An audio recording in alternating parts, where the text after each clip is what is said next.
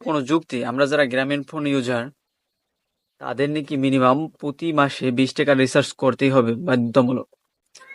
এখন ব্যাপারটা হচ্ছে 20 টাকা রিচার্জ করব, ঠিক আছে করলাম, কিন্তু কারণ আছে এটার পিছনে আরো। তো প্রতি 10 দিনের ভিতর আপনি যদি 10-20 টাকা রিচার্জ না করেন, তো আপনার সিমের মেয়াদ শেষ হয়ে যাবে, বা 20 টাকা রিচার্জ করে আপনার গ্রামীণ সিমটা অ্যাক্টিভ করে রাখতে হবে। তো প্রতি 10 দিনে যদি 20 টাকা রিচার্জ করা হয়, 1 মাসে 60 টাকা রিচার্জ করতে হবে মিনিমাম। তো এইটার পরে আরেকটা কথা আছে, যদি আপনি 10 দিনের ভিতর 20 টাকা রিচার্জ না করেন, যদি আপনার কোনো প্যাক অ্যাক্টিভ করা থাকে, যে কোনো এমবি প্যাক, তো সেইগুলো ডিজেবল হয়ে যাবে। তো সেটাই কাজ হবে না।